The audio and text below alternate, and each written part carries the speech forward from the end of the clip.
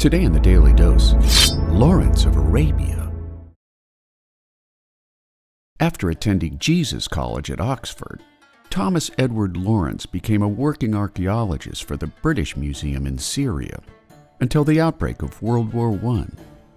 Lawrence soon enlisted in the British Army, where he was assigned to an intelligence unit in Egypt.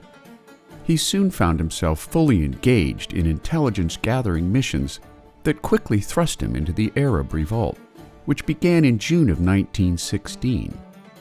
Working as a liaison to Arab forces under the command of Umar Faisal, their goal was to overthrow Turkish forces of the Ottoman Empire, which had sided with the Germans early on in the war. Lawrence's primary contributions to the Arab Revolt was in the area of strategy and coordination with British forces, but in the process he became directly involved in 12 major guerrilla-style engagements from January of 1917 to September of 1918, including an attack on Ottoman forces at Hijaz, an attack on rail lines at Abba el-Nam, the destruction of a vital supply line bridge at Ras Baalbek at the outskirts of Damascus, and the defeat of Ottoman forces at Aqaba. Lawrence's intelligence-gathering reports were regarded by the British as important enough to consider him for the Victoria Cross, but in the end, he was inducted into the Order of the Bath and promoted to the rank of Major. After the war, Lawrence returned to Great Britain, where he was made a full colonel, working for the Foreign Office while attending the Paris Peace Conference as a member of Faisal's delegation. After surviving a plane crash in Italy, the British public grew ever more fascinated by Lawrence's war stories and photographs of his wartime Bedouin disguises, leading to a stint as a stage actor in a play about the Arab Revolt. In an attempt to shun his growing reputation as a war hero, in 1922, Lawrence enlisted in the Royal Air Force under the assumed name of John Hume Ross, later forced out in 1923 after his alias was exposed. He changed his name to T.E. Shaw, and after an unhappy stint with the Royal Tank Corps, he was readmitted into the RAF after repeated petitions. Following the 1926 autobiographical publication of his exploits in the Arab Revolt, entitled 7 Pillars of Wisdom, Lawrence retired from the RAF only to be killed in a motorcycle crash on May 15, 1935, at the still tender age of 46, ending the life of one of the most colorful figures of the First World War.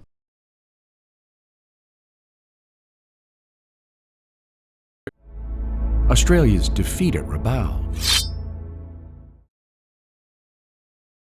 After Allied war planners gave up on their objective of establishing a secure fleet anchorage on the South Pacific island of New Britain, deeming the island indefensible under a full-scale Japanese attack, a garrison of Australian troops were tasked with the protection of a Royal Australian Air Force landing field at Rabaul, as well as a flying boat anchorage at nearby Simpson Harbor, assets vital to the Allies' surveillance of Japanese troop movements in the Pacific Theater. Led by RAAF Wing Commander John LaRue, the contingent of men had little offensive capacities, and when the garrison came under Japanese attack on January 4, 1942, LaRue sent RAAF headquarters an old Roman gladiator saying, "Nos morituri te salutamus," or "We who are about to die salute you." On January 20th, over 100 Japanese warplanes attacked Rabaul, quickly knocking out Australian coastal artillery defenses, while forcing Australian soldiers to retreat from Rabaul into the forbidding dangers inherent within the island's jungleless interior.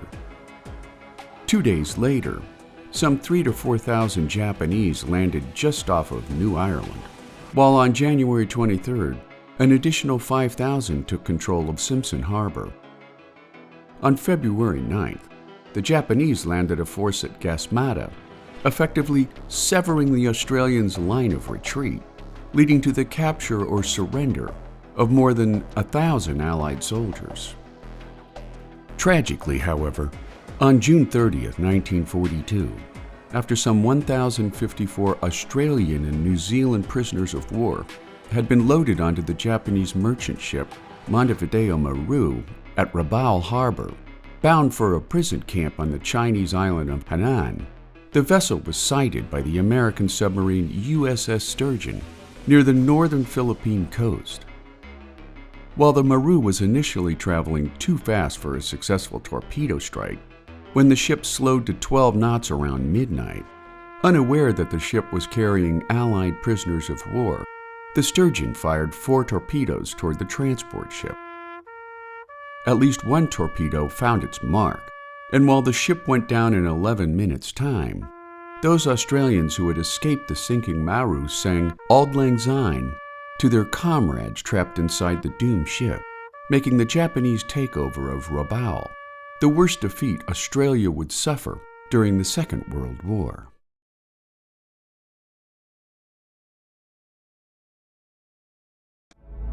British airmen crash a Nazi party.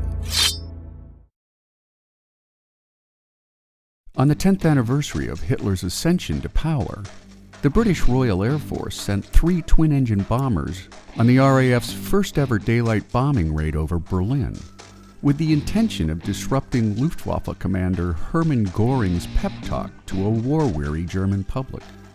At 11 in the morning, when Göring was scheduled to address a parade from the Air Ministry building, 3 de Havilland Mosquito bombers, known affectionately by the Brits as the Mossy or the Wooden Wonder, flew a daring low-altitude bombing raid over central Berlin, prompting one eyewitness to later report that Göring was boiling with rage and humiliation, since the successful mission completely discredited Göring's claim to the German people that enemy aircraft would never fly over the Reich. To further the hurt, during the afternoon of the same day, 3 more Mossies from the 139th Squadron bombed Berlin's largest indoor sports arena, where Nazi propaganda minister Joseph Goebbels was scheduled to address the day-long celebration of the Nazis' rise to power. Of the 6 Mossies flying over Germany that day, 105th Squadron leader D.F. Darling and his navigator William Wright were shot down near Altengrabo, Germany, taking the lives of both brave men. After the humiliating attacks, Göring would say that it makes me furious when I see the Mosquito. I turn green and yellow with envy. The British, who can afford aluminum better than we can, knocked together a beautiful wooden aircraft that every piano factory over there is building, and they give it a speed which they have now increased yet again.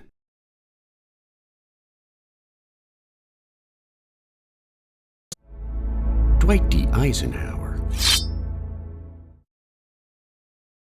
Born in 1890 Denison, Texas, Dwight D. Eisenhower grew up in a poor family in Abilene, Kansas, before attending West Point despite his mother's pacifist objections.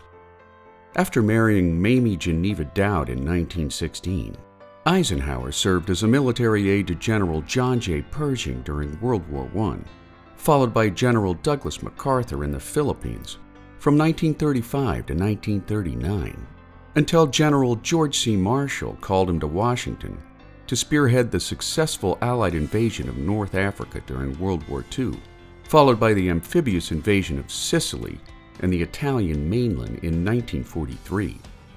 In late 1943, Eisenhower was appointed Supreme Commander of the Allied Expeditionary Force in Europe, where his astute leadership called for air supremacy over the German Luftwaffe, which then led to the June 6, 1944 D-Day invasion of 5 beaches in Normandy, France, when 150,000 Allied troops crossed the English Channel before fighting their way to the liberation of Paris on August 25, 1944, followed by VE Day on May 8, 1945. World War II ended after nuclear detonations over Hiroshima and Nagasaki, despite Eisenhower's adamant objection to the use of nuclear weapons on a Japanese nation clearly on the brink of surrender.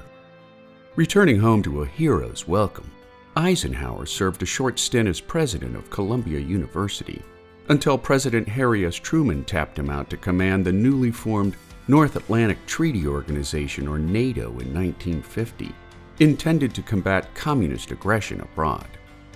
winning the White House with running mate Richard M. Nixon in 1953.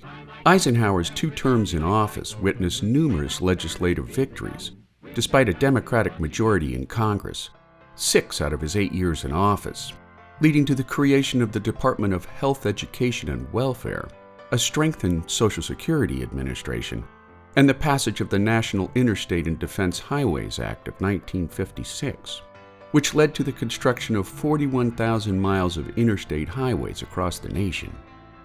He also signed an armistice ending the Korean War, while deciding against an airstrike to rescue French troops from imminent defeat at Dien Bien Phu, Vietnam, leaving office with a stern yet largely overlooked warning against an escalating military-industrial complex during the peak years of the Cold War.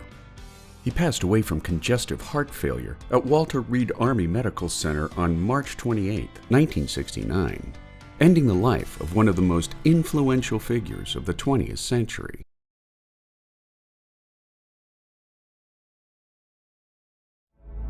The Battle of Kursk. After Germany's defeat at the Battle of Stalingrad, a high-priced victory for the Soviets that showed the world that the Germans could be repelled, a humiliated Adolf Hitler planned a second offensive against the Soviets at the Eastern Front Bulge or salient, centered at the Russian city of Kursk. In preparation for Operation Citadel, and in light of his badly weakened army, Hitler recruited World War I veterans up to the age of 50, while allowing previously exempt Hitler Youth to join in the fight. As the Germans began amassing men and war machines along the Kursk Bulge, some 500,000 men, 10,000 guns and mortars, 2,700 tanks, and 2,500 warbirds of the German Luftwaffe, Russia responded by amassing some 1.4 million men, 20,000 guns and mortars, 5,128 tanks, and 2,800 aircraft, setting the stage for the bloodbath to come. Despite warnings from many of his generals to abandon the offensive due to overwhelming fortifications built by the Soviets, including a network of trenches built by the citizens of Kursk that extended more than 2,500 miles, in May of 1943, Hitler delayed his attack due to bad weather, giving the Soviets invaluable time to further strengthen their defenses. Hostilities finally began on the morning of July the 5th, starting with the Soviet bombardment of German positions, thanks to a recent British intelligence breakthrough that broke the Germans' infamous Enigma cipher code. Thanks to the Soviets' strong ground offenses, by May the 10th, the Soviets had halted the Germans' northern advance, the same day Allied troops landed on the beaches of Sicily. To the south, however, the Germans made dogged progress at the July 10th Battle of Prokhorovka, a small village 50 miles southeast of Kursk. Now distinguished as the largest tank battle in world military history, the Soviets suffered egregious losses, yet managed to repel the Germans from their goal of capturing Prokhorovka, effectively ending Germany's offensive aspirations on the Eastern Front. Forced to move panzer divisions to the defense of Italy, the Germans attempted one last breakthrough south of Prokhorovka until they were pushed back by a Soviet counteroffensive known as Operation Kutuzov. Winning at great cost, some 850,000 Soviet casualties compared to 200,000 German losses, the Battle of Kursk marked an important shift in Germany's war fortunes, placing them in an increasingly reactive posture rather than the aggressive blitzkrieg tactics that saw them sweep across most of Europe at the onset of World War II, making the Battle of Kursk a turning point moment in the war against Nazi aggression.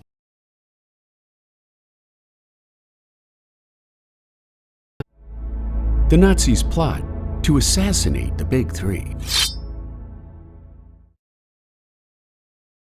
By November of 1943, German war leaders understood that victory against the Allies was a near impossibility. Yet the longer they continued to wage war, most German leaders felt that their continued belligerence would lead to greater bargaining power at an eventual peace table. Thanks to intercepted communications among Allied personnel, German officials were well aware of plans for a highly secretive meeting between the Allies' Big Three leaders: President Franklin D. Roosevelt of the United States, Winston Churchill of Great Britain, and Joseph Stalin of the Soviet Union. And after SS Captain Otto Skorzeny led a commando team that freed Italian fascist Benito Mussolini from his imprisonment at a well-guarded hotel, Hitler appointed Skorzeny to head Operation Long Jump with the sole objective of eliminating the Big Three. Thanks to declassified documents from Russian intelligence known as the NKVD, British intelligence, and Wehrmacht archives, German officials intercepted a communique between the British Embassy in Ankara and the Foreign Office in London, indicating that the meeting between the Big Three was set to take place in Tehran on November 28, 1943, leading to a clandestine Nazi insertion of 44 commandos in multiple airdrops in and around Tehran. 36 were killed by waiting Russian troops before the commandos hit the ground, while 2 captured commandos confessed that 6 more were unaccounted for. Housed in 3 separate locations around Tehran, when Mike Riley, FDR's head of security, learned about the still at-large commandos, together with Russian intelligence agents, all involved agreed that the Big Three should be moved to the safety of the Russian embassy, at the same time issuing a $20,000 reward, some $350,000 in today's currency, for information leading to the arrest of the Nazi commandos. On November 30th, the third day of the conference, Riley and others responsible for the Big Three's security knew that Churchill's planned 69th birthday dinner at the British Embassy that night was ready-made for a Nazi attack. Yet before the party was set to go off, an Iranian informant came forward to claim the reward money, informing Russian agents that the commandos were holed up at a Tehran safe house. Under Russian orders, the Iranian informant returned to the safe house and offered an ultimatum to the commandos: either surrender with your hands up or prepare to be slaughtered like pigs. Moments later, a massive explosion leveled the building in an act of mass suicide by all 6 Nazi commandos, ending one of the most dramatic, if not surreal, moments in World War II history.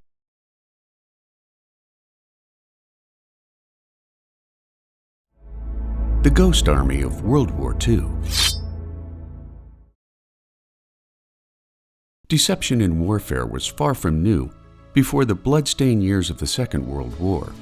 Think the Trojan War and the Greeks' now infamous Trojan horse, or the American Civil War, when outgunned Confederate generals painted logs to look like cannons. Yet the art of deception reached a new zenith during World War II, when a group of artists, engineers, and regular enlisted men concocted one of the most convincing deceptions in human history. Coinciding with the D-Day invasions at Normandy, the 23rd Headquarters Special Troops was the first mobile multimedia tactical deception unit in U.S. Army history, consisting of 1,023 enlisted men and 82 officers split into 3 units: visual, audio, and radio deception. The brainchild of Colonel Billy Harris and Major Ralph Ingersoll, the Ghost Army's objective was to amplify their presence to that of 2 divisions of 30,000 men, effectively distracting the Germans away from actual troop buildups along combat fronts. Among their ranks were such future notables as fashion designer Bill Blass, painter Ellsworth Kelly, and photographer Art Kane, who helped in the design of blow-up rubber tanks, artillery, and aircraft, even using bulldozers to make fake tank tracks in an effort to deceive aerial reconnaissance flyovers. Knowing German spies were everywhere in France after the Nazis' 4-year occupation, the Ghost Army also sent groups into French towns masquerading as tank division officers that were nowhere near the area, causing knee-jerk reactions within the German high command. Undertaking 21 deception missions from June of 1944 to the end of the war in Europe. Their most important mission was Operation Bettenburg, which took place along the Moselle River, bordering France and Germany. Embedded into a front line hundreds of miles long, when General George S. Patton got wind of a 75-mile gap in Allied defenses, the Ghost Army filled the exposed region with a massive and protracted deception, beginning on September 16, 1944. Arriving under the cover of darkness, the Ghost Army used amplified mobile speakers to mimic the sounds of approaching tanks, jeeps, and light-armored troop carriers, along with elaborate radio communications that further deceived the Germans regarding the presence of a massive Allied troop buildup. When the Germans responded with troop buildups of their own to face off against the mounting Allied threat, the 83rd Division took advantage of the Germans' shift in manpower to relieve the Ghost Army of their remarkable 7-day deception, making the Ghost Army one of the greatest deceits in the history of human warfare.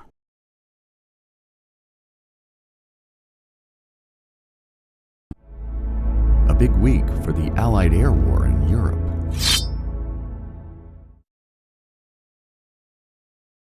When military aviation came of age during the interwar years between World War I and World War II, a group of air war leaders and strategists known as the Bomber Mafia developed bombardment tactics and aircraft that would forever change the face of warfare. Before any planned considerations for an invasion of northern France could be considered, the Luftwaffe, or German Air Force, had to be destroyed, both in the air and on the ground. All parties agreed that Operation Overlord, as the D-Day invasion had been codenamed, would suffer an egregious loss of life should the Luftwaffe maintain its ability to strafe Allied combatants as they made their way ashore. As a result, Allied air war leaders stuck it to the Nazis during Operation Argument, or what has commonly become known as Big Week. With the arrival of the P-51 Mustang into the skies over Europe, long-range heavy bombers like the B-17 Flying Fortress and the B-24 Liberator now enjoyed fighter protection all the way to and beyond the IP, or initial point, which is the point in a mission when bomb groups tighten their formations to better defend against German fighter attacks. During Big Week missions flown from February 20th through the 25th, 1944, 8th Air Force Commander General Jimmy Doolittle overcame Germany's reluctance to engage Allied fighters by attacking key aircraft factories that the Luftwaffe could not afford to lose. In addition, Allied fighters were ordered to abandon the bombers with the primary goal of shooting down enemy fighters. In effect, the primary purpose of the bombing missions was to bring up the Luftwaffe, while the real role of the Allied bombers was to be used and sacrificed as bait.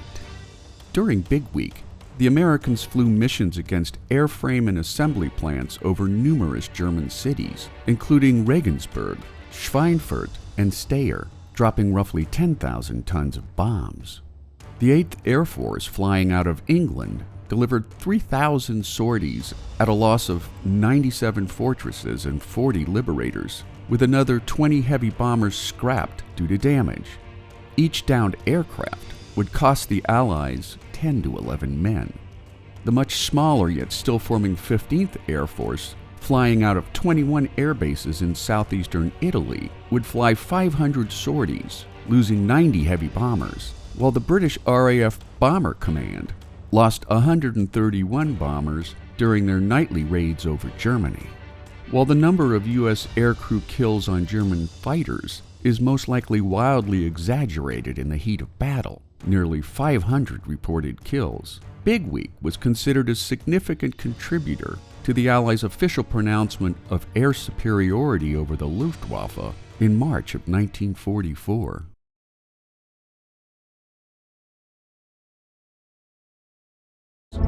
Erwin Rommel. Born in 1891 Heidenheim, Germany, after young Erwin Rommel displayed little interest in academics, his parents urged him to pursue a military career, joining a German infantry regiment at 18 years of age. Distinguishing himself in World War I Romania, France, and Italy, Rommel was promoted to captain late in 1918, shortly before Armistice Day and the end of the Great War. During the interwar years, Rommel became a popular instructor at the German War Academy in Potsdam, meeting then Führer Adolf Hitler in 1934, who appointed Rommel as a liaison officer to his growing Hitler Youth organization before leading Hitler's personal escort battalion. Promoted to Major General after the Nazis' 1939 Blitzkrieg invasion of Poland, Rommel's destiny was set to become a vital part of the Nazis' high command. Leading one of 10 tank divisions during the May 10, 1940 Blitzkrieg invasion of Belgium and France, Rommel's impressive speed, combined with his insistence on leading from the front instead of the rear, prompting Hitler to appoint Rommel as commander of the Afrika Korps, with orders to support struggling Italian forces in Hitler's North Africa campaign. Arriving into Africa in February of 1941, Rommel scored early victories against the British at Tobruk before defeating the British at the Battle of Gazala in June of 1942, at the same time drawing awe and respect from Allied and German forces alike, which earned him his nickname, the Desert Fox. After the tide would turn against the Germans in late 1942, Hitler ordered Rommel back to Europe in March of 1943, after promoting him to the rank of Field Marshal over the European theater of war. Commanding forces first in Italy and then in northern France, Rommel worked to fortify Hitler's Atlantic Wall defenses. After the Allies' D-Day invasion of Normandy, where Rommel was seriously wounded by British fighter bombers on July 17, 1944, Rommel became increasingly disillusioned with Hitler's now erratic leadership. And although most historians find little proof of Rommel's involvement with the July 20 plot to assassinate the Führer, a Nazi investigation pointed the finger at Rommel as one of hundreds of co-conspirators involved in the plot.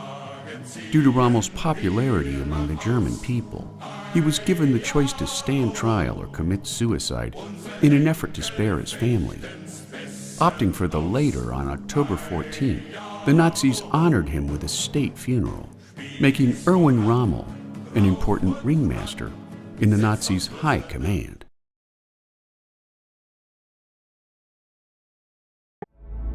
Robert Watson Watt.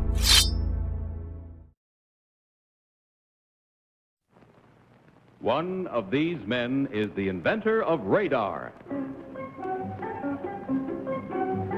What is your name, please? My name's Sir Robert Watson Watt.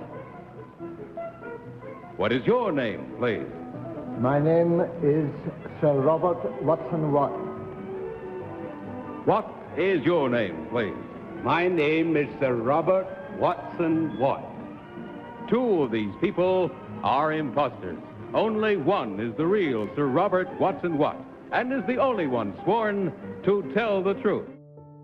Born in 1892 Brecon, Scotland, Robert Watson Watt, a distant relative of James Watt, the inventor of the steam engine, became fascinated by radio waves while studying at the University College Dundee, before joining the Royal Aircraft Factory as a meteorologist in 1915, where he focused on using lightning-generated radio signals to locate thunderstorms, which proved to be the first early warning system for aviators attempting to fly around dangerous weather. Lacking any method for recording and displaying his signals, in 1916, Watt proposed the use of a cathode ray oscilloscope, which became commercially available in 1923. Allowing pilots and meteorologists to accurately pinpoint storms from several hundred miles away. After furthering his investigations at the Radio Research Station in Slough, Scotland, in 1933, Watt was named superintendent of the National Physics Laboratory, promoted yet again a year later to head the newly formed radio division at Teddington, where he learned about the Nazis' attempts to develop a death ray weapon capable of destroying entire towns and cities from the air. It was the most fabulously exciting and fascinating kind of occupation. And we lived and breathed and almost slept and certainly talked constantly about the possibilities. With rising war fears sweeping through British government, the Tizard Committee, and Commodore Hugh Dowding in particular, asked Watt to develop a radio detection and ranging system, codenamed Chain Home, giving Watt and his small team of researchers 5 years to build a radar defense system along the eastern and southern coasts of Great Britain, capable of detecting enemy aircraft 50 miles off the English coastline. After testing his concept, using shortwave radio deflection against a Handley Page Hayford bomber, Watt and Company delivered a fully functional Chain Home defense system by the end of 1938, in just 7 months' time, mere months before the outbreak of World War II in 1939. During the war, Watt's home chain defense system proved instrumental in the defense of England during the nation's 1940 victory in the Battle of Britain, while proving indispensable in ending the German Blitz of 1941. Knighted in 1942, Watt grew despondent over his perceived lack of acknowledgement for his achievements, moving to Canada in the early 1960s, where he was pulled over for speeding during a visit to the United States, informing the radar-yielding police officer that had I known what you were going to do with it, I would never have invented it. Returning home to Scotland in the late 1960s, he passed away on December 5, 1973, making the life and contributions of Sir Robert Watson Watt a vital stepping stone behind the technological advancements of the mid-20th century.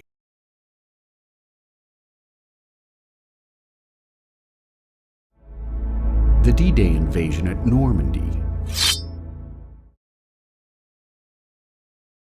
Codenamed Operation Overlord, but often referred to as D-Day, the June 6, 1944 invasion of 5 Normandy beachheads would prove to be the largest seaborne invasion in the history of human warfare. Confident that an Allied invasion attempt of Nazi-occupied Europe would come somewhere in the western seafronts facing Great Britain, from 1942 to 1944, Hitler built a coastal defense and fortification system known as the Atlantic Wall, which spanned 1,600 miles of coastline from Belgium to the northern border of Spain.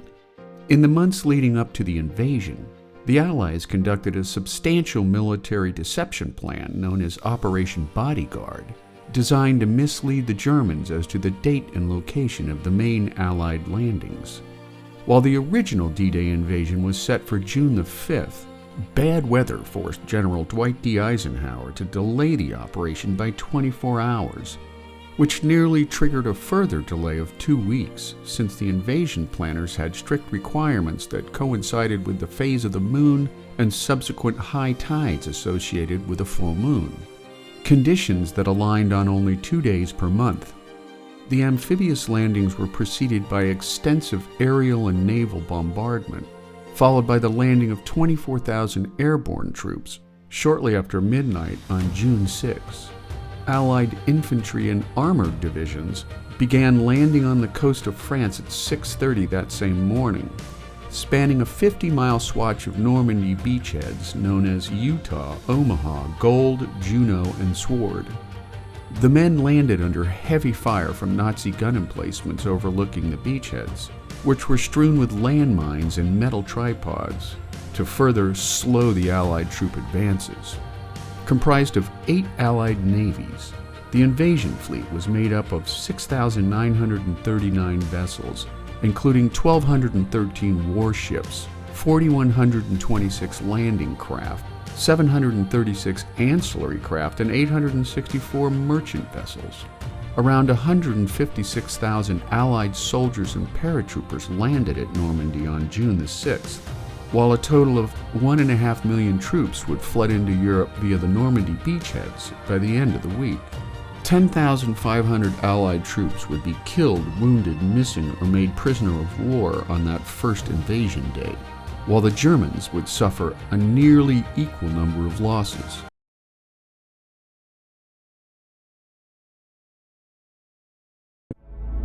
Kamikaze attacks of World War II. On June 20th, 1944, after losing over 400 carrier-based fighters during the two-day Battle of the Philippine Sea, not to mention losing its geographic defense line between Japan's oil fields in Southeast Asia and the Japanese Empire, Captain Motohara Okumura proposed kamikaze suicide tactics to his superior officers.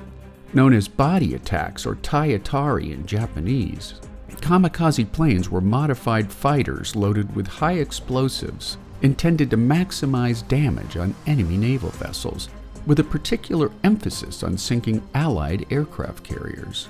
While the Japanese war machine suffered from diminished industrial capacity as well as inferior fighter planes compared to the American-built Grumman F-6F Hellcat and the Foyt F-4U Corsair, Japan's samurai bushido code of death before defeat made kamikaze attacks a favored go-to tactic in the months leading up to Japan's surrender.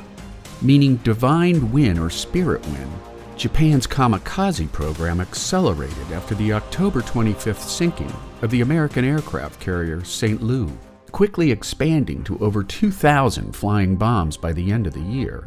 An Allied naval defensive tactic known as Big Blue Blanket was quickly ushered into place, which established Allied air supremacy well away from the main carrier task force.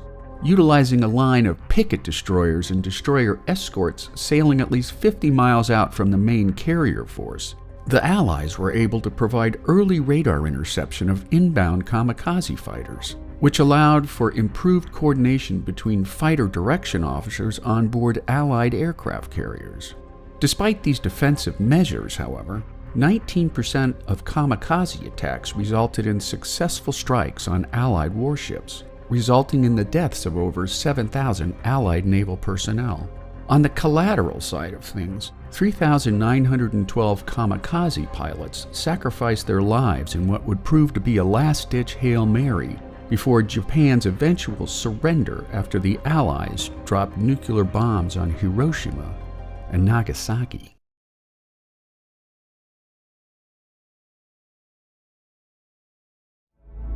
The July 20 plot.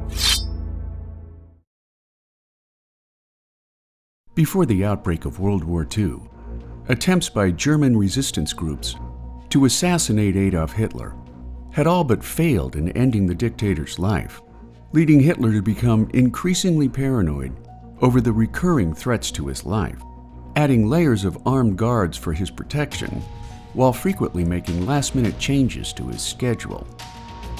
As war raged throughout Europe, a group of high-ranking German military leaders began to recognize that Hitler's suicidal two-front war would lead to the total destruction of Germany at the hands of advancing Allied forces, opting instead for yet another assassination attempt before staging a coup d'etat against remaining Nazi leaders. Led by Generals Ludwig Beck, Friedrich Olbricht, Henning von Tresckow, and Lieutenant Colonel Klaus Stauffenberg during a planned meeting at Hitler's Wolfslair bunker on July 20, 1944. Stauffenberg planted a briefcase packed with high explosives under a conference table to be used for the upcoming high-level meeting with the Fuhrer, departing the room on a trumped-up story about taking an important phone call. Unbeknownst to Stauffenberg, another officer moved the briefcase away from Hitler's seat before the bomb detonated at 12:42 that afternoon. 4 people were mortally wounded, while Hitler suffered only minor injuries, remaining well enough to keep an appointment with Benito Mussolini before giving the Italian dictator a tour of the bomb site. In the aftermath of the attempted assassination, Stauffenberg and Olbricht were arrested and executed the following day, while some 200 others were eventually tried and executed for treason against the Nazi regime. Erwin Rommel was also linked to the plot, but was given the choice of standing trial or committing suicide in an effort to spare his family. Opting for the latter, the Nazis covered up the true cause of death for the renowned field marshal before honoring him with a state funeral, making the July 20 plot a near miss for the Allies' fight against Nazi aggression.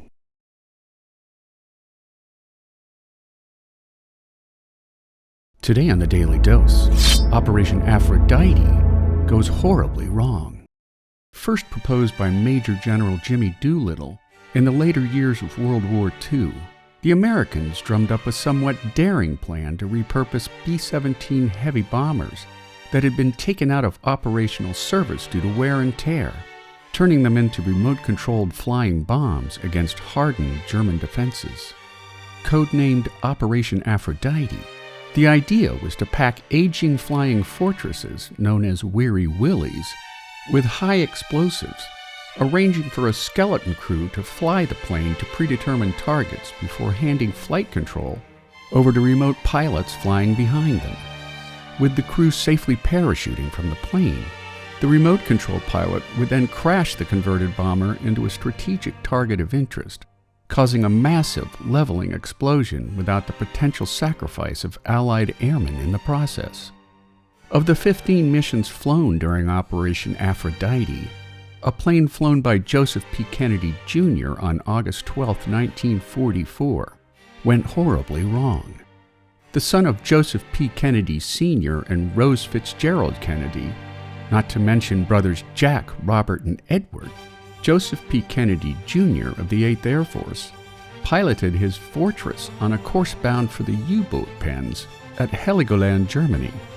With 21,170 pounds of Torpex high explosive on board, just as Kennedy and co-pilot Wilford John Willey were about to bail out of the plane, two back-to-back explosions scattered human remains and plane parts over a 5-mile stretch of English countryside. 8 more missions would be flown through January 1st of 1945, but the missions were deemed largely unsuccessful because their targets were either overrun by Allied ground advances or taken out by conventional fighter attacks or strategic bombing missions. And there you have it. Operation Aphrodite goes horribly wrong. Today on the Daily Dose.